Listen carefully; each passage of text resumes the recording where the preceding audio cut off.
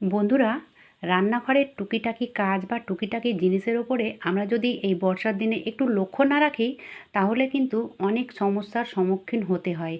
তো আজ সেই রকম টিপস আমি তোমাদের সঙ্গে শেয়ার করব, মানে কাজকে সহজ করে দেবে আর কোনো জিনিস নষ্টও হবে না। প্রথম টিপস হবে এরকম বোতল নিয়ে। এই যে তেলের বোতলগুলো, 1 লিটারের বোতলগুলো সেরকম কোনো কাজে আসে না, কিন্তু এই যে 2 লিটারের বোতল, এটা কিন্তু অনেক বড় থাকে। তো এটা আমরা মানে খুব ভালোভাবে ব্যবহার করে নিতে পারি এই রান্নাঘরের।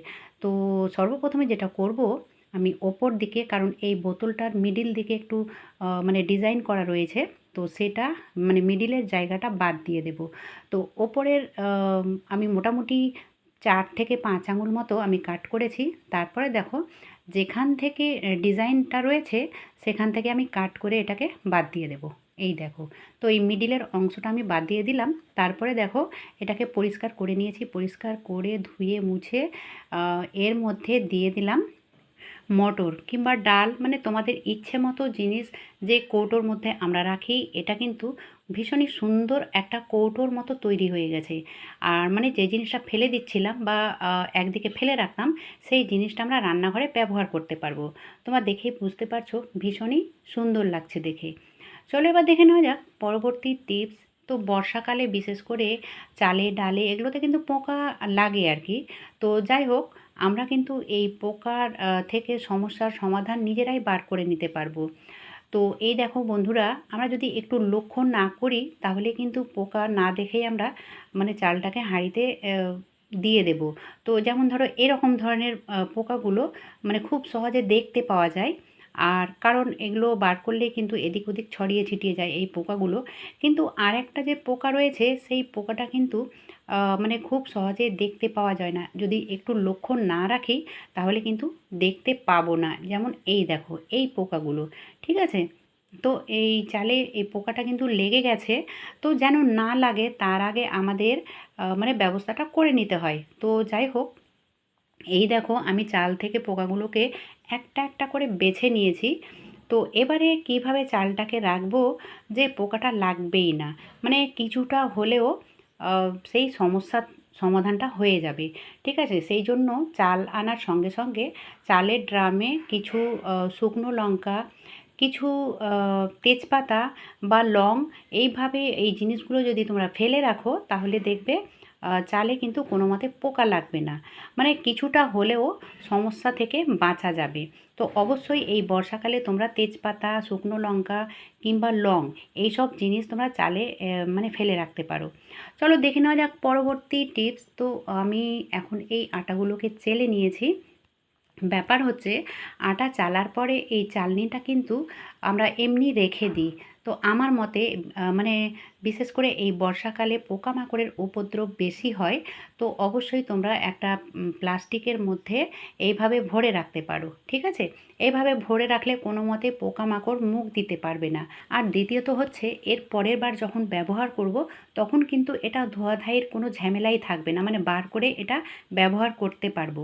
ঠিক আছে? তো অবশ্যই তোমরা এইভাবে চাকি, বেলন, চালন এভাবে রাখতে পারো। চলো দেখে নেওয়া যাক পরবর্তী টিপস। বন্ধুরা, যখন আমরা রান্নাবান্না করি, তো রান্নাবান্না করার সময় খুন্তি, চামচ আমরা ব্যবহার করি, আর এইভাবেই আমরা গ্যাসের চুলার উপরে রেখে দিই। ডাইরেক্ট ওভেনের ওপরে রাখলে ওভেনের নোংরাটা কিন্তু চামচে লাগে, আর চামচের তেল হলুদ কিন্তু ওভেনে লেগে যায়। তো আমাদেরকে মানে দ্বিতীয়বার আবার পরিষ্কার করতে হয়। সেক্ষেত্রে আমরা যদি একটা প্লেট এভাবে রেখে দিই আর প্লেটের উপরে সেই চামচ খুন্তিটা রাখি, তাহলে কিন্তু আমাদের চামচটাও মানে ওভেনের নোংরাটা চামচে লাগবে না, আর ওই জায়গাটাও নোংরা হবে না। আর বন্ধুরা, রান্নাবান্না একদিকে বসানোর পরে আমরা এমনি না বসে যদি বাকি কাজগুলো করে নিই, তাহলে দেখবে মানে অল্প সময়ের মধ্যে সব কাজ হয়ে যাবে। কারণ একদিকে তো রান্না চলছেই, অন্যদিকে এই কাজগুলো মানে ঝাড়পোছগুলো করে নিই, কিংবা এই যে ধোয়া মোছার কাজগুলো যদি করে নিই, তাহলে রান্নাঘর কিন্তু মানে চকচকে হয়ে থাকবে, এক্সট্রা করে আর সময় লাগবে না। চলে এসেছি পরবর্তী টিপসে। তো এরকম টলিগুলোতে আমরা যে মশলাপাতি কিংবা সবজিগুলো রেখে থাকি, তো সেটা রাখার আগে অবশ্যই পেপার দিয়ে দেবে। কোনো কিছু রাখার আগে পেপারটা যদি দিয়ে দিই, তাহলে এখানে কিন্তু ২ রকম সুবিধে হবে। প্রথমত হচ্ছে এটা নোংরা হলে পেপারটা ফেলে দেবো, মানে এক্সট্রা করে এই ট্রলিটা ধোয়া মোছার প্রয়োজন পড়বে না। আর দ্বিতীয়ত হচ্ছে কি, এই যে আলু, পেঁয়াজ এরকম ধরনের যে জিনিসগুলো রাখবো, সেগুলোতে যদি একটু ভেজা, ভেজা ভাব থাকে সেটা কিন্তু পেপারে টেনে নেবে। ভেজা স্যাঁতস্যাঁতে ভাবটা বিশেষ করে বর্ষার দিনে বেশিই দেখা যায়।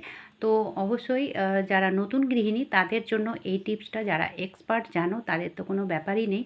তো তোমরা এই টিপসগুলো অবশ্যই ফলো করবে, দেখবে রান্নাঘরের কোনো জিনিস নষ্ট হবে না। চলো দেখে নেওয়া যাক পরবর্তী টিপস। বন্ধুরা, এটা হচ্ছে ড্রাগন ফল।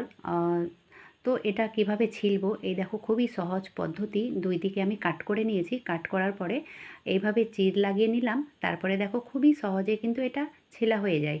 ঠিক আছে? আর এই ড্রাগনটা কিন্তু বাজারের কেনা নয়। আমাদের বাড়ির আশেপাশের এক ছাত্রী দিয়ে গেছে, তাদের মানে টবে লাগানো হয়েছে। তো অনেকগুলো ড্রাগন ফল হয়েছে আর কি। তো সেখান থেকে 2টো দিয়ে গেছে।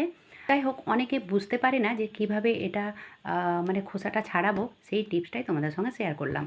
পরবর্তী টিপস হবে এই হ্যান্ড ওয়াশ নিয়ে। তো এরকম কৌটো থেকে যখন আমরা হ্যান্ড ওয়াশ বার করি, তো যতটা প্রয়োজন নেই তার থেকে বেশিই বার হয়ে যায়। বিশেষ করে যাদের ঘরে বাচ্চা-কাচ্চা রয়েছে তারা তো বুঝবেই না, পুরোটা মানে চাপলেই কিন্তু অনেকটাই বার হয়ে যায়। তো কীভাবে রাখলে মানে যতটা প্রয়োজন ততটাই বার হবে। এই দেখো বন্ধুরা, আমি এইভাবে একটা গার্ডার নিয়েছি, মোটা গার্ডারগুলো। ঠিক আছে? কত মোটা আছে তোমরা দেখে বুঝতে পারছো, কিংবা পাতলা গার্ডারগুলো ৩-৪টে নিয়ে নেবে একসঙ্গে। ৩টে নেওয়ার পরে এভাবে দিয়ে দেবে, তাহলেই দেখবে যতটা প্রয়োজন ততটাই কিন্তু বার হবে। দরকার হলে ২ বার টিপে ২ বার বার করবে, কিন্তু মানে এক্সট্রা বার হবে না। ঠিক আছে? নষ্ট হবে না। তো এইভাবে তোমরা এই জিনিসগুলো ব্যবহার করতে পারো। আর এই যে স্টিলের নলগুলো, আমরা কিন্তু এগুলো হারপিক দিয়ে মানে পরিষ্কার করতে পারি না। হারপিক যদি এখানে দিতে যাও, তাহলে কিন্তু এটা ডিসকালার হয়ে যাবে। কালারটাই মানে নষ্ট হয়ে যাবে আর কি। ঠিক আছে? এখানে কোনো মতে হারপিক দেওয়া যাবে না স্টিলের জিনিসে। তো এখানে তোমরা সাদা কোলগেট যদি হয় তাহলে সবথেকে ভালো হয়। তো তোমরা টুথপেস্ট ব্যবহার করবে, তো আমার কাছে যে টুথপেস্ট ছিল আমি সেটাই দিলাম। আর যদি সাদা কোলগেটটা দিতে পারো, সেটা কিন্তু আরও বেশি মানে চমক আসবে আর কি, চকচকে হয়ে যাবে নতুনের মতো। তো এইভাবে তোমরা টুথপেস্ট দিয়ে এই নলগুলোকে পরিষ্কার করে নিতে পারো, বিশেষ করে এই স্টিলের নলগুলো। তো বন্ধুরা, কোনো মতে এখানে হারপিক দেওয়া চলবে না। হারপিক দিলে দেখবে একেবারে ডিসকালার হয়ে যাবে। হ্যাঁ বন্ধুরা, আজকের কোনো টিপস যদি তোমাদের এতটুকুও ভালো লেগে থাকে, তাহলে অবশ্যই একটা লাইক করে দিও। লাইক করার সঙ্গে চ্যানেলে যদি নতুন হয়ে থাকো, তাহলে চ্যানেলটাকে সাবস্ক্রাইব করে রেখো। সাবস্ক্রাইব করে রাখলে আমার নিত্য নতুন ভিডিওর নোটিফিকেশান সব থেকে আগে পেয়ে যাবে। যাই হোক, আজকের ভিডিওটা এখানেই শেষ করলাম। এতক্ষণ আমার সঙ্গে আমার ভিডিও দেখার জন্য তোমাদের অসংখ্য ধন্যবাদ।